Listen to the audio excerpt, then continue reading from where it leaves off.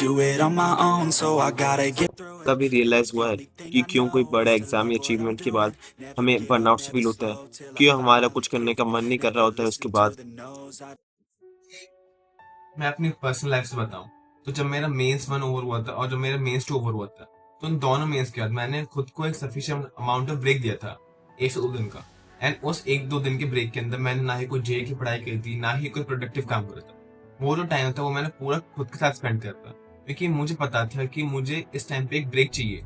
And advance के बाद जैसे कि हमारे पास कोई काम नहीं होता तो उसके बाद तुम्हारा ब्रेक चली जाए। लेकिन इवन नाउ जैसे मैं अपने चैनल के पास वीडियोस वगैरह अपलोड कर देता हूँ, तो उसके बाद मेरा जो माइंड है वो ऐसा होता है कि वीडियो अपलोड कर दिया मैंने आज, एंड नेक्स्ट डे मुझे ब्रेक लेने की आदत हो जाती है।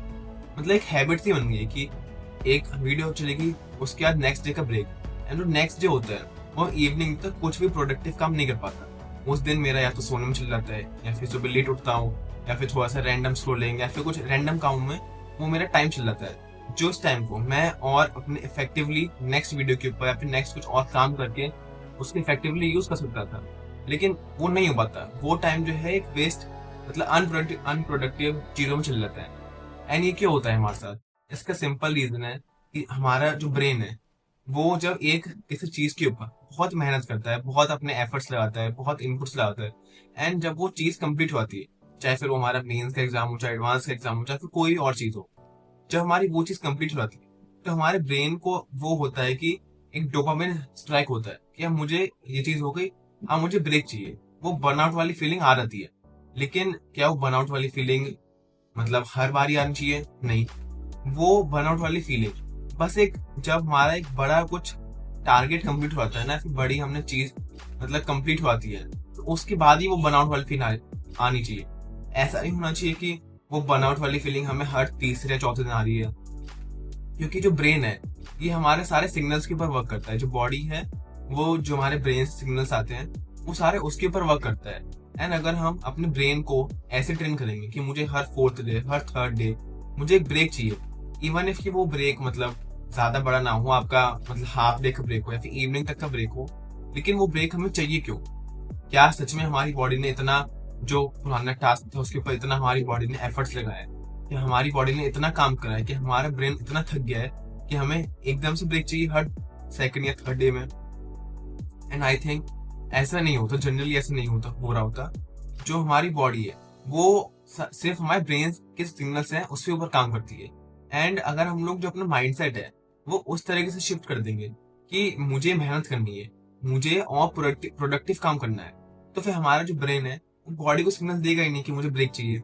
एंड जो हमारी एज होती है, इस एज के अंदर जितना हम लोग ब्रेक लेंगे उतना हम अपनी बॉडी को और उसकी जो प्रोडक्टिविटी है उसकी कम कर रहे हैं। जो हमारा ब्रेन है हमें इस एज के अंदर उसको ज्यादा यूज करना चाहिए।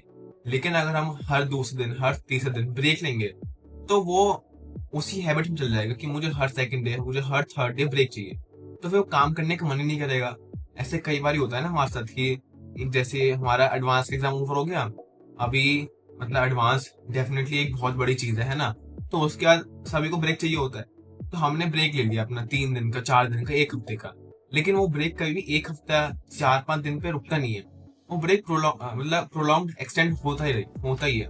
एंड वो होते होते अराउंड चलता रहता है जब तक हमारा जो कॉलेज है, जब तक वो वाला टाइम नहीं आता। फिर जो हमारा ब्रेन है उसको ऐसा लगता है कि यार अब तो मैंने 2 महीने का, 2.5 महीने का ब्रेक ले लिया, एंड मुझे कॉलेज में आना है, तो अब कैसे होंगी चीजें?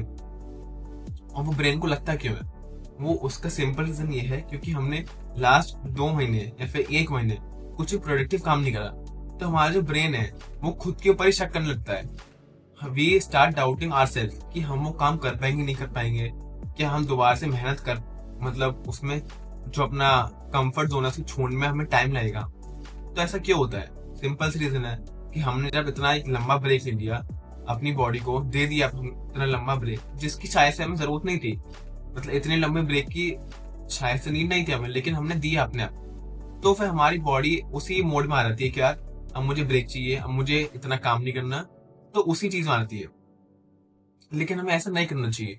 हमें जो है इस एज के अंदर अपने जो ब्रेन है उसको ज्यादा से ज्यादा और एक्टिवेट करने के लिए, उसमें काम करने के लिए, और मतलब उसको हमेशा चलाते रहना चाहिए। नहीं तो फिर ये ब्रेन जो है हमारा डेड होता रहेगा। एंड जैसे बर्नआउट वाली चीज है वो बहुत कॉमन है। जैसे हमने जेई में मतलब पूरी स्ट्रगल करा था, तो उसके अंदर भी ऐसा होता था कि बर्नआउट वाली चीज आ रही थी कई बार। लेकिन उस बर्नआउट को हमें देखना पड़ेगा कि वो किस टाइम के अंदर है।